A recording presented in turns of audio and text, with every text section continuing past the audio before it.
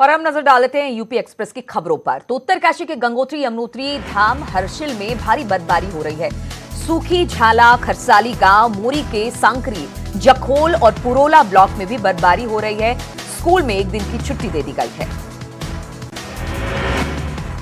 उत्तरकाशी के निचले इलाकों में बारिश, तापमान में भारी गिरावट।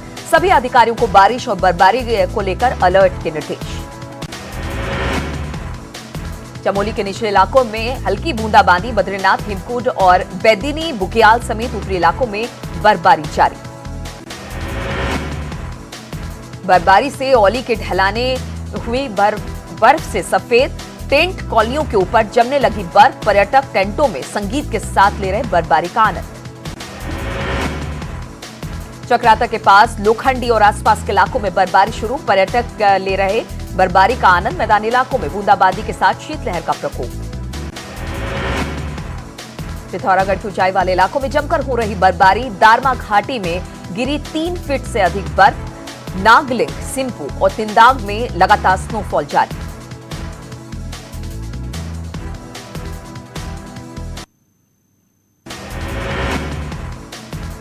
अल्मोड़ा में भी बदला मौसम का मिजाज। हल्की बूंदाबांदी से जनजीवन अस्त व्यस्त।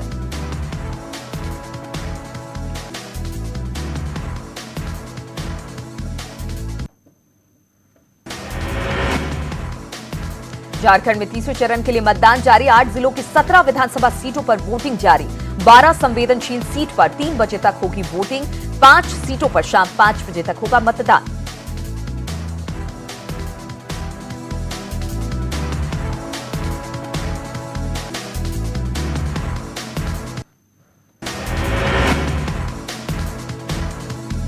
झारखंड विधानसभा चुनाव के चौथे चरण के लिए प्रधानमंत्री नरेंद्र मोदी ने धनबाद में चुनावी रैली को किया संबोधित।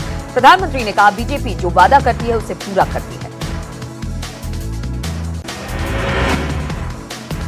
सीएम योगी आदित्यनाथ ने कानपुर में लिया प्रधानमंत्री के दौरे की तैयारियों का जायजा। गंगा किनारे का किया हवाई सर्वेक्षण। अटल घाट पहुंचे सीएम ने गंगा में बने प्लेटफॉर्म पर ली सेल्फी। 14 दिसंबर को कानपुर के दौरे पर आएंगे प्रधानमंत्री मोदी।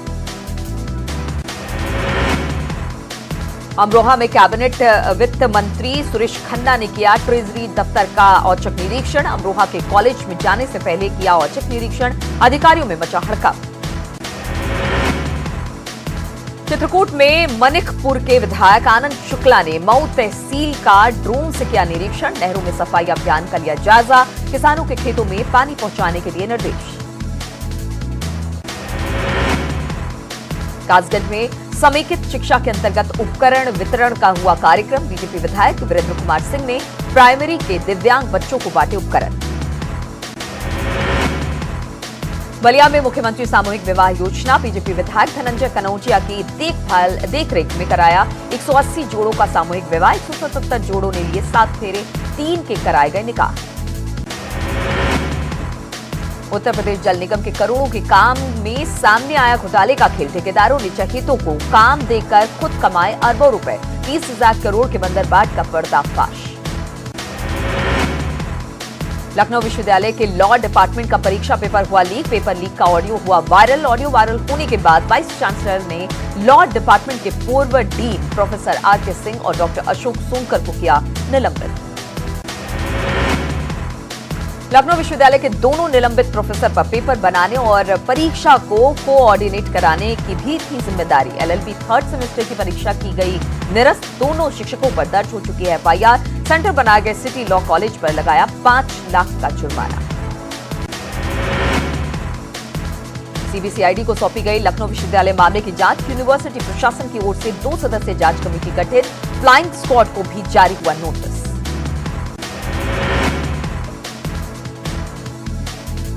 नागरिकता संशोधन बिल राज्यसभा से भी हुआ पास। गृह मंत्री अमित शाह ने कहा, बिल से प्रताड़ित किए जा रहे लोगों का कल्याण होगा।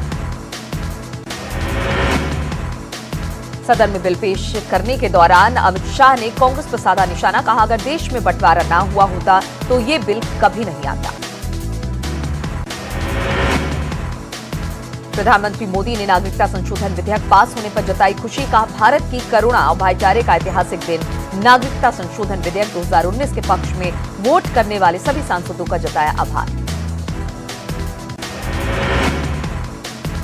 प्रधानमंत्री मोदी ने ट्वीट कर असम के नागरिकों से कहा, असम के भाई बहनों को चिंता करने की नहीं जरूरत। आप लोगों के अधिकार और पहचान पहले की तरह रहेंगे सुरक्षित। प्रधानमंत्री मोदी ने इंग्लिश और असमीज में किया ट्वीट। सीएम योगी आदित्यनाथ ने राज्यसभा में नागरिक संशोधन बिल पास होने पर जताई खुशी। बिल को बताया ऐतिहासिक। पीएम मोदी और गृह मंत्री अमित शाह को दिया धन्यवाद। नागरिकता संशोधन बिल को कांग्रेस देगी कोर्ट में चुनौती। कांग्रेस नेता अभिषेक मनु सिंघवी ने कहा, निकट भविष्य में इस विधेयक को कोर्ट में किया जाएगा चैलेंज। नागरिकता संशोधन बिल संसद से पास होने के बाद गैर मुस्लिम शरणार्थियों में खुशी की लहर। मोदी सरकार को जताया आभार। दिल्ली के आदर्श नगर में शरणार्थी शिविर पहुंचे केंद्रीय मंत्री डॉक्टर हर्षवर्धन का लोगों ने किया जोरदार स्वागत। हर्षवर्धन ने बिल को बताया ऐतिहासिक। नागरिकता संशोधन बिल पास होने पर देहरादून में बसे शरणार्थियों ने मनाई दिवाली। एक दूसरे को मिठाई खिलाकर दी बधाई। कई सालों से भारत में रह रहे थे शरणार्थी। नागरिकता संशोधन बिल पास होने के बाद शरणार्थियों में जश्न का माहौल। जगह जगह शरणार्थी नाच गाकर मना रहे खुशियां।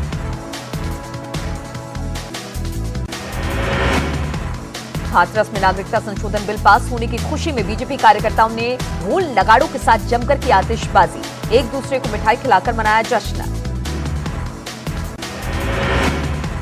नागरिकता संशोधन विधेयक के खिलाफ सुप्रीम कोर्ट में दाखिल हुई पहली याचिका। इंडियन यूनियन मुस्लिम लीग के 4 सांसदों ने अपनी याचिका में कहा कि ये बिल संविधान की धारा 14 का उल्लंघन है। कपिल सिब्बल लड़ेंगे मुस्लिम लीग का केस।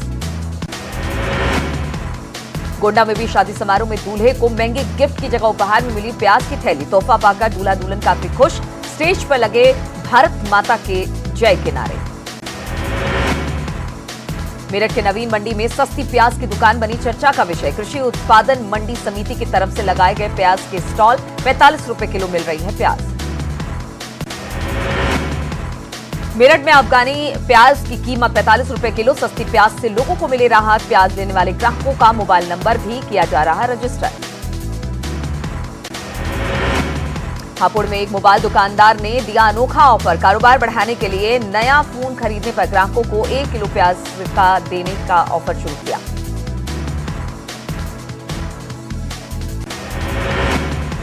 जौनपुर में जमीन के विवाद में दबंगों ने महिला को लाठी डंडों से पीटा। दबंगों की गुंडाई का यह वीडियो हुआ वायरल।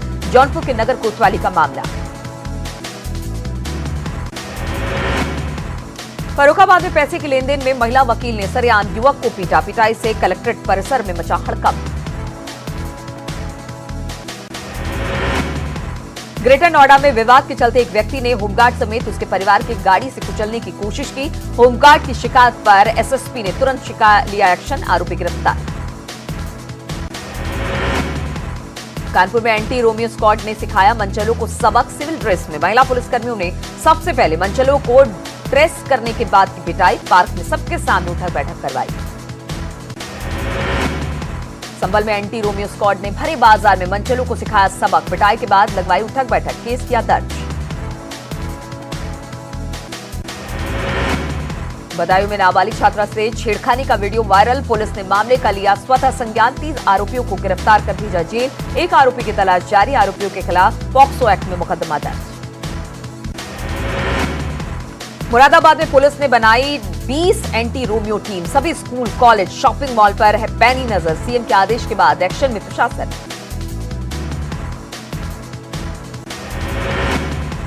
स्वामी चिन्मयानंद से 5 करोड़ की रंगदारी मांगने के मामले में आरोपी युवती और उसके दोस्त शाहजहांपुर जिला जेल से रिहा। इलाहाबाद हाईकोर्ट से जमानत मिलने के बाद दोनों को किया गया रिहा। बागपत में बलात्कार पीड़िता को आरोपी की धमकी। कोर्ट में बयान देने पर दिया बुरा अंजाम भुगतने की धमकी। पीड़िता के मकान पर चस्पा किया धमकी भरा पत्र। दिल्ली में हुआ था बागपत की युवती से बलात्कार। पीड़िता ने सीएम योगी से लगाई न्याय की गुहार। रोहिणी सेक्टर 13 दिसंबर को होना है पीड़िता का बयान। सहारनपुर में डीएम के पास पहुंचे 4 लड़कियों के पिता ने मांगा हथियार का लाइसेंस। एप्लीकेशन देकर डीएम भी रह गए हैरान। बोले पहली बार हथियार के लाइसेंस के लिए ऐसा देखा एप्लीकेशन।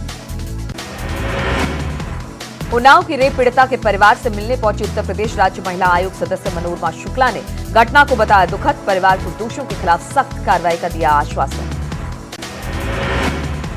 बलिया के सुखपुरा थाना क्षेत्र में दो पक्षों में हुआ विवाद। एक पक्ष की झोपड़ी में लगाई आग। पुलिस ने 24 लोगों पर दर्ज किया मुकदमा।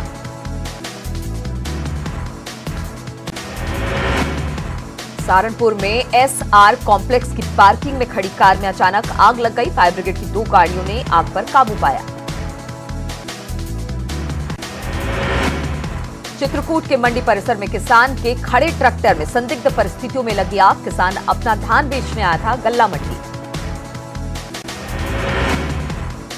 कालाढूंगी में कार में अचानक आग। देखते ही देखते आग के गोले में तब्दील हुई कार। कार के डैशबोर्ड में लगी थी आग। देहरादून की भनियावाला में निर्माणाधीन पुल के पास मिला युवक का जला शव। स्कूल वैन का ड्राइवर था मृतक। पुलिस ने शव को पोस्टमार्टम के लिए भेजा। बहराइच में सड़क दुर्घटना में 6 लोगों की मौत। बारातियों से भरी इनोवा कार एक शादी में शामिल होने के लिए जा रही थी। नानपारा तेज रफ्तार ट्रक की टक्कर से हुआ हादसा।